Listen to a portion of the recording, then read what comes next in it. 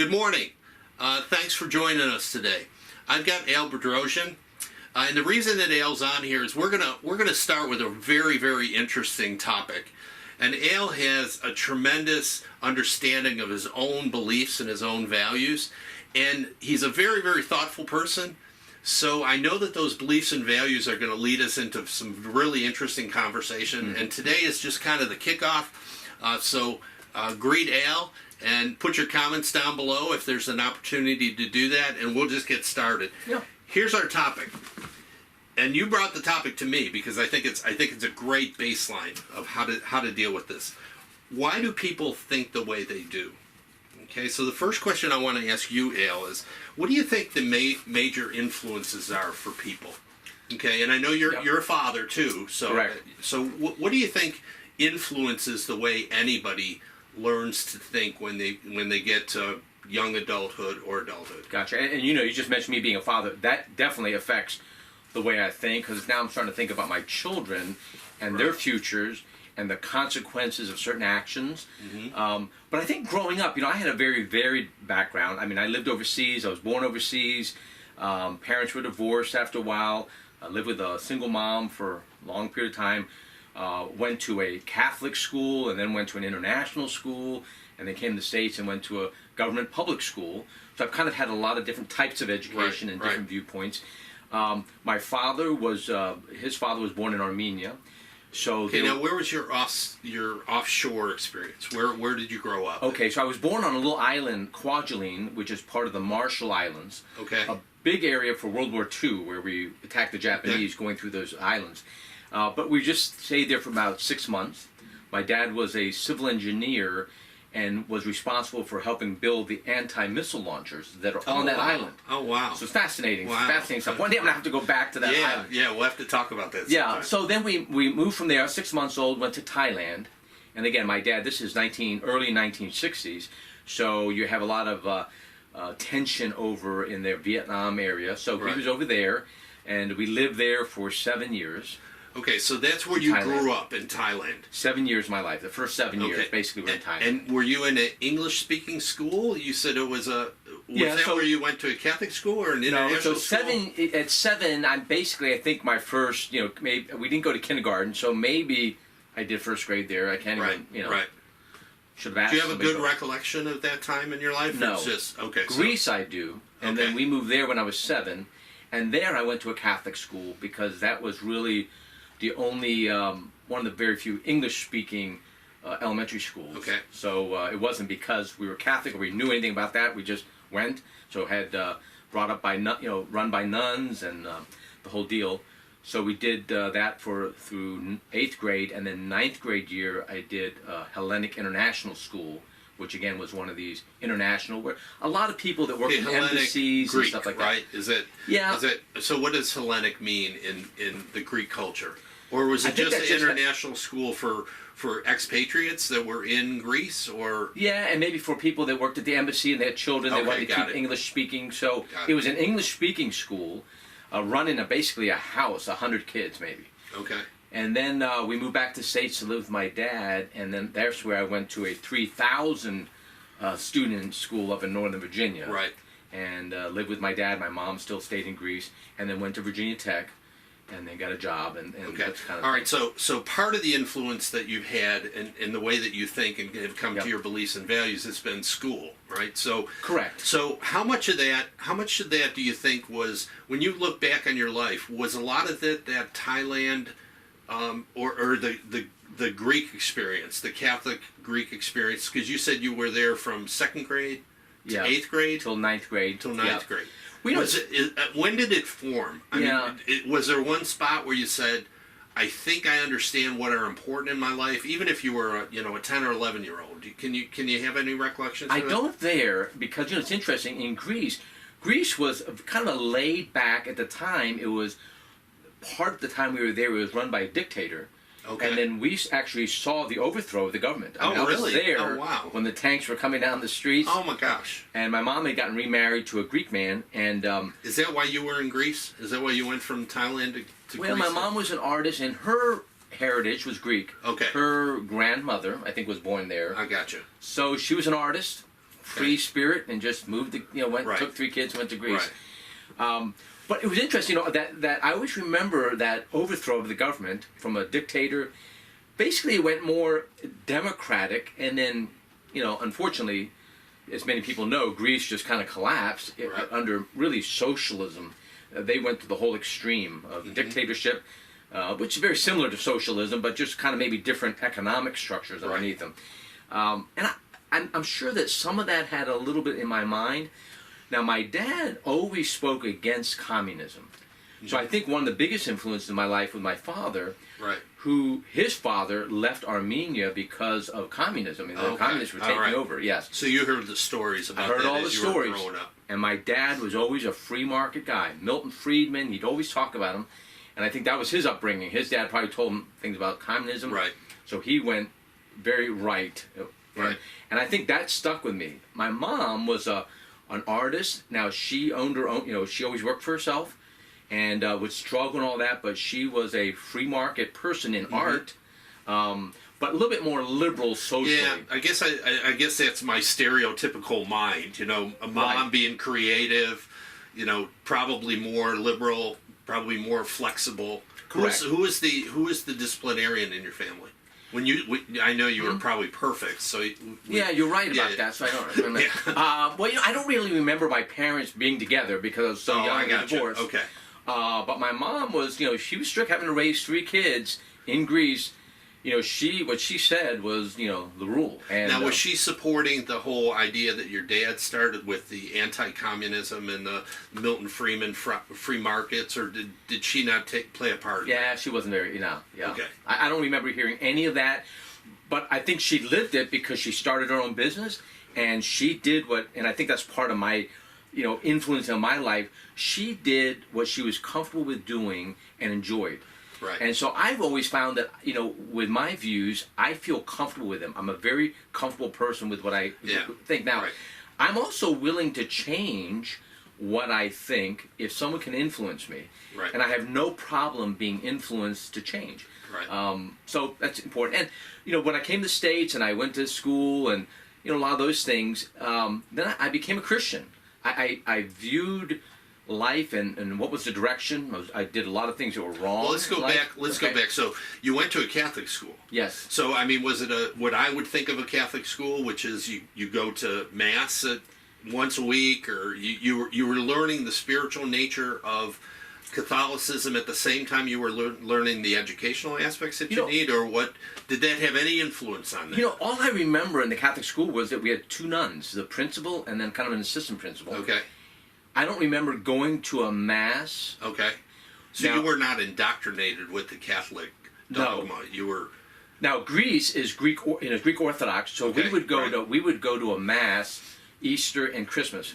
My family was not. My mom was not into going to church. Right. That was the days that you went to mass. That was Christmas and Easter. That was it. That was it. Okay. And so it sounds like that didn't have a lot of influence. But who knows, right? Maybe I'm missing things that influenced me.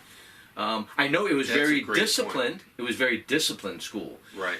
I remember being out in the courtyard and we all said the pledge, and I guess probably the sister would do a prayer, the nun.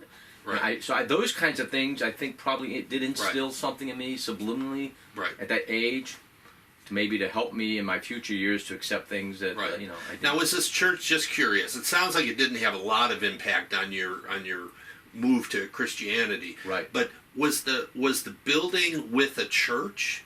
I mean, did it have any kind of religious overtones that might have influenced you in a more subtle way? It was just a school. Okay. I don't remember a church being on the campus. Okay, cool. So you just saw it as a school. It was a school that had some discipline, and was the education good? I mean, when you look back on that and you said that was the way that I want my kids to be raised. Great school. Okay. Great school. Yeah, okay. Very disciplined.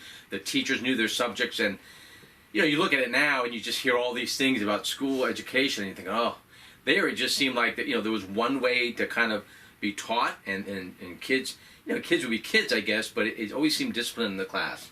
Right. And I was kind of the class clown back then. I always would, try to crack people up and do things like that. But I also was a pretty good student, actually, at those years. Right. Because I enjoyed Did you ever it. get in trouble? Yeah, I remember getting in trouble. Yeah. Yeah. Yeah, because you were a class clown. I think that's part of That's probably part of it. Yeah. Yeah, that's part of the job title. Yeah. I try to hide those things, so I don't want anybody to know about that. Right. No, I'm Okay. just kidding. Okay. Well, we'll edit all that out. We'll take all that out. I'm sure somebody will find it one day. Yeah. Oh, yeah. It'll be out there somewhere. 6th grade. Okay. So that takes us up to 8th grade, 9th grade. Yeah, You said ninth, or 9th grade. 9th grade was 1 year in the Hellenic International School, which had no association with the Catholic Church or anything. It was Right. just a building that they renovated for education, and it was 9th through 12th. Okay. 100 kids total in the school, Right. and that's where I did my 9th grade year. Okay. And then you came to the States. Then my dad said, hey, come to the States. You need to get ready for college. You're not going to do it in Greece. So my mom stayed in Greece. Okay. 3 kids, we came back to the States. Or at least my brother and I did. My sister finished up her school. And what part of the United States? Northern Virginia, Okay. Alexandria. Okay. Yep, and went to a school called Groveton, which was actually one of the schools in Remember the Titans movie. It had a okay. part in Okay. that movie, so that was kind of neat. Okay. So anyway, so went there and actually had my 40th year of graduation. Graduated in 1979 from Groveton and spent 3 years there. And now there, it's interesting. You know, coming to the States, I was overwhelmed. First of all, going to a 3,000 student school. Yeah, it had to be a culture shock for you. I did not like it, and I always remember in the very beginning, I actually got in a couple fights with a couple kids because it was just a very different culture here back in the United States that I was used to. So Now you were speaking English in Greece, is that right? yeah, I knew both languages. Okay, so you know English and both Greek, yeah. languages. So that really wasn't a change for you or anything, was it? No. So you didn't have to deal with that. It was just the size of the school and how many. And just what was going on in the schools. You know, I mean, I remember, interestingly enough, in 1976, when we came back to 79, there were areas where people were allowed to smoke. Students. Yeah, we had smoking lounges. Yeah, I know, for the kids. Yeah, you had I the think teachers back in to that. one lounge and the kids were in another lounge. Yeah, that was kind of amazing. freaky. Now I graduated in '75, so Okay. so I'm a little older than you. But we had smoking lounges for students. Isn't that which funny? was- Wow, I thought imagine that. Yeah. Plus the racial tension. In Greece, we had none of that. I mean, when you went to the international school, first of all, most of the kids were international. You know, they were from other So countries. there were and lots stuff. of different, Yeah, and it's just it everybody didn't got really along. matter. Yeah. When I came to the States, it was just like there was a little bit of this tension. Yeah. And very much like Remember the Titans movie, Yeah. which, you know, there was a tension of integrating schools. Right. I didn't really understand any I'll of have to that. look about the '76. I mean, the busing issue was out there. We'll have to. I'll probably put earlier some 70s, things in yeah. the comments that this is kind of the not to change your experience. It's Right, just right. what was happening in the world, especially when you were coming from Greece to Northern Virginia. Correct. It had to be just the size of the school is enough. Yeah. So where did you land? I mean, did you have to pick a group? I mean, because we used to have you had the athletes and you had the kids who were doing drugs and everything else, and then you had the Right. You had did you have to pick? I mean, was that part of the stress that you were under, or was it just that you were 14 or 15 and Yeah, so at the and time, things I guess, changed? 1976, so I'm 15 years old, coming to a whole new place. You know, you don't know anybody. You're in your sophomore year now, where everybody probably was together in their middle school and then coming to high school. Right. So you're like this kind of odd man out. Yeah, you're not I was a part small- of the group Yeah, anymore. and a very small kid. I mean, I wrestled my sophomore year, and I was 105 pounds as a sophomore, and probably about 4'11", and I would eat up to weigh-in. So, you know, it was like Right, just to get I to was that. I was a very small, Right. thin kind of little kid. But And why wrestling? That's interesting. Did you wrestle in Greece? No. Okay, so why wrestling? I mean, did your dad say you got to pick something, or why wrestling? I think it's just, you know, I was kind of a little wiry kid. I guess the one sport there where your weight doesn't really matter because you're wrestling another guy that's your weight, which seemed like the one even sport. And I played a little soccer too because I played a lot of Right. soccer in Yeah, I Greece. would think. Yeah. So soccer, but I didn't really play a lot of soccer. So I wrestled for 2 years. Wasn't a great wrestler, but I enjoyed it.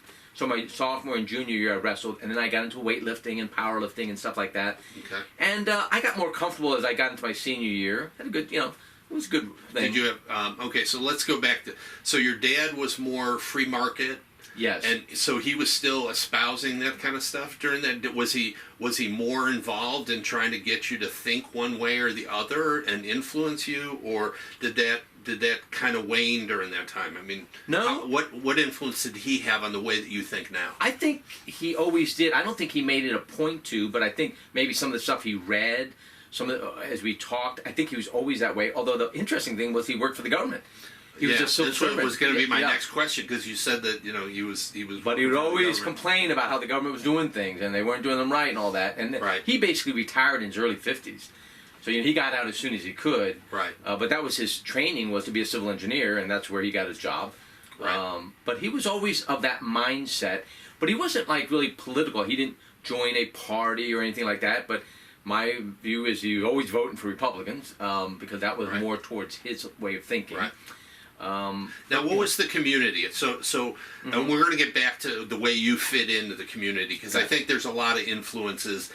It's the school, but it's the culture in the school. Because, like you said, is there any racial tension or things like that? I think that affects us, especially at that formative age. So I guess my first question is, when you went to that school, what was the surrounding culture of that area? Okay, so we know Northern Virginia now. Yeah. But Northern Virginia in '76, what did it look like? I mean, did you have an understanding of the political leanings of that area, or did it just not matter at that point? No, it probably didn't matter at that point. 16, 17-year-old kid, you're looking at women, and you're you're getting there with your buddies, and so I kind of got into a little group of friends. Probably didn't think a whole lot about political things. I did enjoy school and going to class, so I think I did well in that. And okay, so let me. So 17-year-old. I mean, coming from Greece, on the first sophomore year, right? You came sophomore I came as a sophomore. What if you were dropped somewhere else? Would it have made a difference? I mean, is the culture around the school, does that make a difference to the way that people formulate their beliefs and values? If you had got dropped in New York City, would it have made a difference, do you think? Well, I think, first of all, the big picture, being dropped in the United States, I think made a big difference. If I went to another country, maybe it would have been different. Or if I stayed in Greece, I think it would have been different. Yeah. Came to the States, 1976, it's amazing how free things were. I mean, everything. We just talked about, like, smoking. People believed that actually kids were smoking and we were allowing that. Right. But just everything about how things were viewed in the 70s, and I'm sure there was a carryover from the 60s. So I think your mind starts changing. You're exposed to a lot of things that I was not exposed to in Greece. Right. And so some good, some not so good. So I think that maybe starts formulating your thinking pattern. As I look now at the two cultures, America is an amazing place because of the freedom you have just to basically, screw up or do well, or whatever. You have the freedom to do all those things. Greece was it's probably a little bit more controlled, in a way, allowing people to do certain things or not do certain things. You just don't have the freedom that you have in the United States. So I think that probably started creeping in. And then as I was getting ready for, college and all those kinds of things, that was a little different. I think if I stayed in Greece, I probably wouldn't have gone to college. I don't know if I really would have. Maybe I would have just done something else with my hands or something. Right. In the United States, I came here, and my dad, just assumption that we're all going to college. Yeah, it sounded like he was bringing you there to go to college. Yeah, there was no choice, and all three of us, my sister, my brother, and me, all went to Virginia Tech, and it was just the next step. Right. With my children, it's very different. To me, I kind of give them the option. I'm not forcing anybody to. Yeah, I thought I gave my kids the option, but I really didn't. Because both kids said, well, I want to go to college. And I said, okay, great. We never had a discussion about whether that was the best path for them. So it was one of those things that I guess I had always preached how important college was, that they just figured, that was the next step. They didn't have a choice in the matter. Yeah.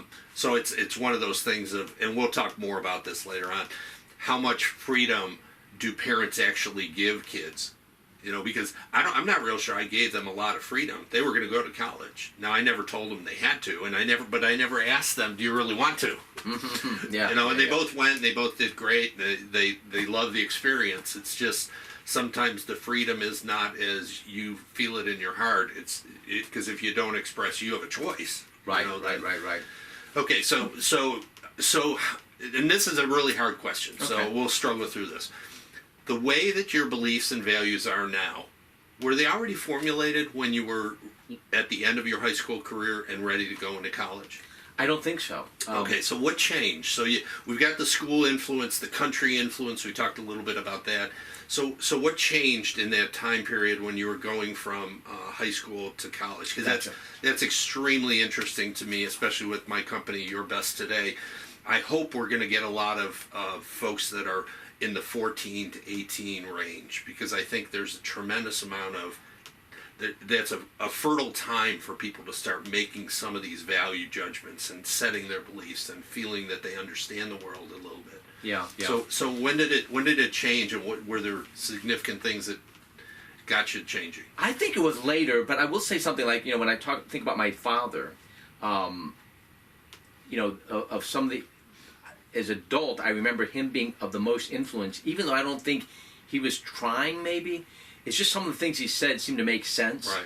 With free markets and against communism. And well, it sounds like you freedom. respected and honored him. So I mean, he was influential in one way or another. But just and I wonder if anybody said it. Would I have something about me was acceptable to those ideas?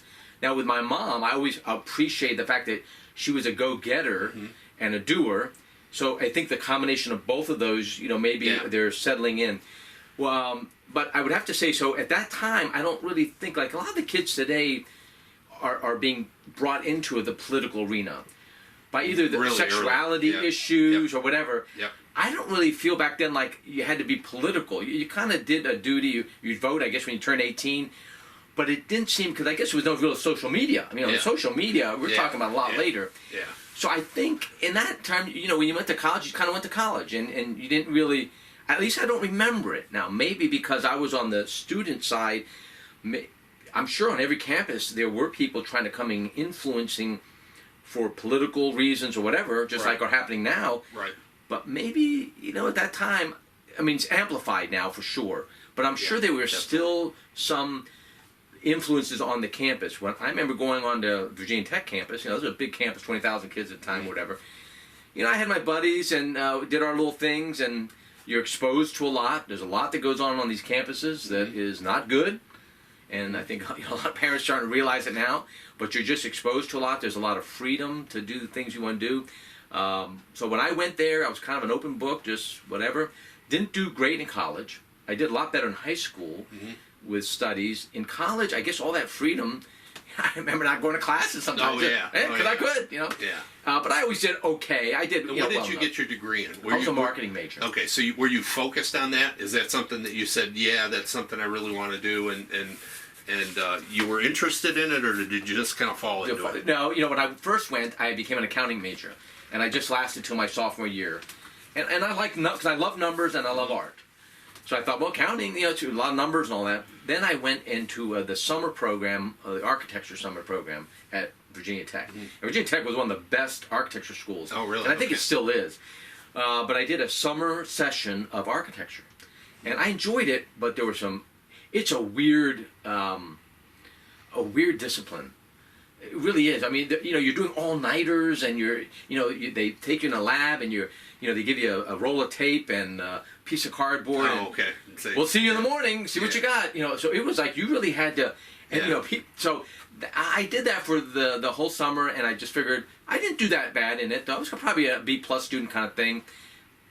It wasn't where I wanted to go. Right. So when I thought, gosh, what can I do with math and creativity and art? And my brother was a marketing major, and I thought, okay, marketing. So I got into marketing. Didn't really have a passion for it, but did it, and finished college. I mean, Was that one of the influences, though? I mean, I would think that not understanding marketing, and I tell everybody I don't, and even the people who help me with the marketing, I tell them, just do it, because I really don't understand it. But there's a lot of demographics, and how do you present an idea to somebody to influence them? Do you think that had any influence on the way that you think? Well, definitely. So when I did marketing at Virginia Tech, and I got a job with Xerox Corporation, which was known at that time as being a great marketing company and one of the best sales organizations back in the late 70s going in. Definitely some things I learned in marketing intrigued me. And you can be creative in marketing, in preparing proposals and just looking at ideas. Right. So that has definitely helped me on a business side and just being able to express ideas and being comfortable in front of people. Because I was always more on the shyer side, but I think that really helped. And then I took public speaking classes and doing presentations, and my life changed in terms of that part of it, being a little bit more open. So I would definitely say that going through school and doing the curriculum I did helped in terms of being able to express ideas, for sure. That was a definite influence in my life. Okay. So, when I graduated, I got a job, right? Well, I had several months out, but then I got a job with Xerox Corporation and did that for 30 years. Okay, so if I sat down right after your graduation for Virginia Tech and we had the same conversation, were your beliefs and values set at that point, or you had said that you thought it was later on that things started to crystallize in your mind and say, I believe this and I believe this very strongly, and you're going to have to provide me evidence to get me to believe something else. Gotcha. It sounds like at the end of your college career, you hadn't set your, you hadn't put them in. I hate saying concrete, but we don't do that because we're always looking for a counter argument to our beliefs, which either strengthens our beliefs or gets them to shift. That's why we're doing these podcasts, because that's what I want to do. I want to learn from people who have better minds than I do. So what was the next point that you think kind of changed and could have been an influencer into the way that you have your beliefs and values set? Well, I know for one thing, when I went to school at Virginia Tech, I did meet a fellow that was doing something called Young Life, which was a Christian organization on campus. Okay. And he became my roommate my sophomore year in college, And I had nothing to do with Christianity at all, quite frankly. I mean, I kind of knew about it from Greece, going to Mass, everyone. Right. But really, and he was an athlete. He kind of looked like Tom Cruise. He was had a great build. He worked out. So I thought, well, that was kind of different from what I thought. So that definitely had an influence on me. And then, just the whole thing about the gospel and Christianity. So I stayed with him, my roommate, all the way through, and then had a couple other friends that came on board when we lived off campus. And I think that affected me. Now, it didn't change my life, but I started to think, ooh, okay, this is interesting. And now, did you do events with Young Life? I mean, did he drag you into things? I went to help me with this kind of event or whatever. Yeah. I went to a couple of their meetings, and quite frankly, I thought, this is crazy. I mean, there's guys sitting there with a guitar strumming and people singing, and I thought, I'm not comfortable here at all. Yeah. But it was the first time I kind of heard of Jesus, and before it always used to be kind of this generic God out there, and then it kind of started to narrow down now, and so that made me uncomfortable because it's like, ooh, okay, now I'm kind of like, you kind of have to make a decision one way or the other. So quite frankly, I went through college. I'm sure there were some influences, friendship, but it wasn't like that changed me and I became a totally different person. Right. I graduated, got the job, and even that, I mean, I was living the life of a bachelor for 5 or 6 years after that, and then when I got married to my wife Cassidy, we both got baptized. We both became Christians and started attending church and really making an influence. Why'd you do that? That seems like a huge step. Okay, so what was her background as far as religion, spirituality? I mean, did she drag you to go get baptized, or was it a mutual decision? How does that happen? Yeah, you were both adults. Right, we were both adults. We both had lived our lives and not according to anything, and we basically were making up kind of our own truth. If we felt like that was the right thing, we just kind of did it. When we got married, I think we both influenced each other because she did come from a background where her dad, would go to church, but it didn't really affect her life and all that. Was she a churchgoer throughout her whole? I mean, was she younger life? Yeah. So they took her to church and that kind of thing. But when she got out on her own, she didn't. Right. I kind of got on my own. I really didn't. But then there was just things in our life. We started meeting people that would go to church. They invited us, and one thing left next. When we had our first child, Alexis, it was like 1993. We just decided to join the church, and we just decided because it felt right. Things were consistent, and there's a whole other conversation about like why do you believe something? Well, because gosh, when I kind of challenge it, it bounces back, and there's an answer. Yeah. It doesn't like leave you wanting. So that I think the moment I kind of changed my life and became part of the church and had a Christian view of life. Now it was a Christian. I saw things differently. Now, were you a Bible reader at that time? or was it just what you were getting from other people and And going from church, to church? yeah. I probably wasn't a Bible studier like I am now. Every day I like to read and really understand. But those influences were there, and I think that's the biggest thing in my life that's made me say, hey, you know what? That's the truth. I can hear people say their stuff, all that, and then they're wrong, and then they die, and who knows? Another idea comes up, but Christianity just seemed like, wow. And my pastor used to say, you know what? If you can find something else that actually is true and this thing is not, go with that. Yeah. I think yeah. really. So I challenge you to say, hey, this is the truth. And I like things being a little black and white. I think most of society now, we kind of make up our own truth, our own God, and then we find very disappointing in the end it doesn't turn out because, you know what? You're not God. Okay, so when you made that transition to Christianity, Early I mean, 30s, you early 30s. consider yourself a Christian? I mean, Absolutely. Okay, Absolutely. so when you made the move to Christianity and became a Christian, did it change any of the things that you thought before? I mean, did it just crystallize what you always felt or thought, or were there things that you were doing in your past that completely changed because you have this what you describe as new truth or your own truth?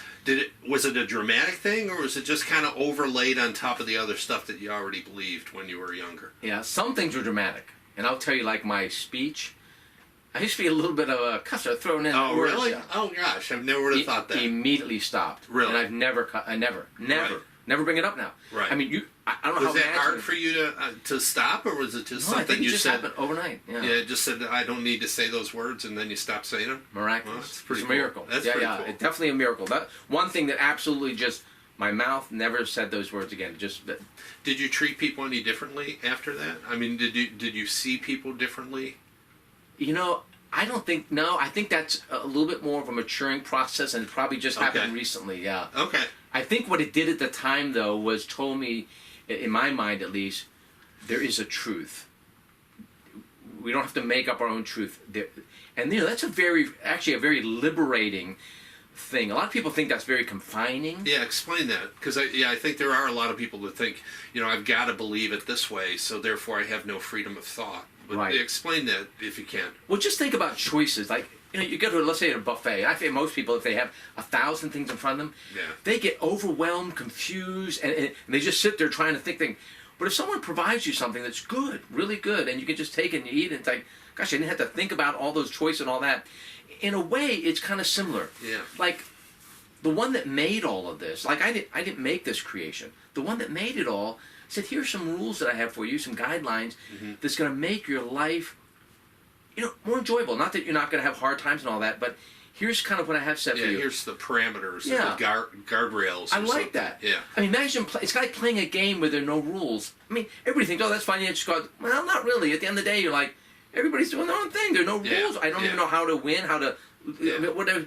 So I think, to my view of things, Christianity and the God that created all things and the Savior. I mean, that's the other thing is you gotta believe that maybe you're not doing things right, and that maybe you've sinned to want to have a Savior. And so there are things that you have to kind of go through in your mind to say, you know what? I've come to the conclusion that I have done things that are wrong, and I do need a Savior. Mm-hmm. If you never come to that conclusion, it is difficult to make that jump. I came to that decision because I had done things that were wrong in my life, things that I was, ashamed of, and I wasn't proud that I did them. Mm-hmm. But now I moved on, and it was very liberating. And knowing the guidelines, like you said, playing soccer, you got the guideline, you got the field. Yeah, you got the boundaries. I like that. Yeah. I like it. So it's nice, and it's not me creating the rules. That's the other thing that I think people have a misconception in Christianity is, you're just dictating what you want. Well, no, not what I want. I mean, only what I'm saying is there's a God that has a set of rules. I'm playing by the same, and it makes my life comfortable. I know him, and I think that would be good for you because it seems like you don't really have any view of right or wrong, and now you're just bouncing depending on what people say. I would find that life very uncomfortable, never knowing what's right or wrong until someone tells me what it is, or the government tells me. Well, and the other thing is if we're both playing by the same rules, then I know how you're going to react. At least I have a better understanding of how you're going to react. Because we're within the same boundaries, like in a soccer field. I know that there's certain things that you can do to defend me, and there's certain things you can't do to defend me. That's right. You know, and if you do the stuff that you shouldn't be doing, then I'm going to get an advantage. I'm going to get a free kick or whatever it turns out to be. So I think the rules, I tend to agree that the rules are liberating, and it helps with interactions between people too. Right. So here's my question as we're going to wrap this up in about the next 10 minutes or so. Yeah. So as you became more clear in your own beliefs and values, and I'm assuming that a lot of that came from the Bible, that you read the Bible and then you looked at behavior in the real world and it changed you in some way. Is that true? Mm-hmm. Okay. Yeah, I would say that. Mm-hmm. Okay, so you may have a better understanding of the Ten Plus going to Commandments church and listening to what the pastor's saying and kind of and then comparing that with, wow, that does line up. Yeah, or what I hear in church as opposed to what the behavior is I see on the street in my own town. Okay, so the main question that I have for you to wrap this up is, what was your reaction to other people who did not believe what you believed? Okay, so if you have one set of beliefs and values, and you're dealing with somebody else that maybe doesn't believe in God at all, so then then you're dealing with a whole bunch of differences. That, and we're not going to go into any specific topics, but did the way that you deal with other people change as you started to find the truth, as you described it? Well, I'll tell you, I think there's two sides to that. One side is that it makes life harder and makes more conflict.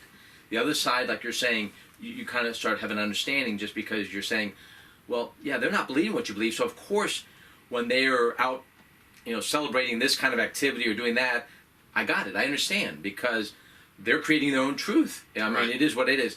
But on one side, the tough thing is when you come across something and you find that that's the truth.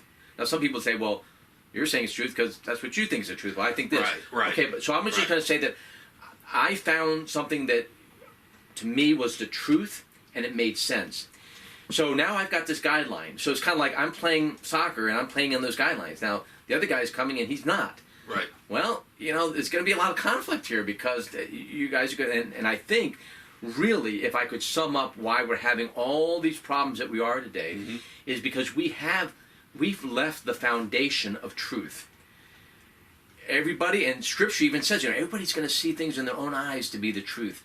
Wow, when you get to that point, that makes life very difficult. Yeah. And how do so you it's your deal truth with that? against my truth. Yeah, and I got it. I hate the my truth. My truth is, I hate that whole thing, and I'll do another podcast on that. But the truther movement that I'm trying to figure out is one of the reasons why I wanted you on here, because you have a set of truths. Okay, I do too. A lot of them overlap. Okay, so is there an objective truth that we both can agree upon? So how do you deal with other people that believe something totally different than you?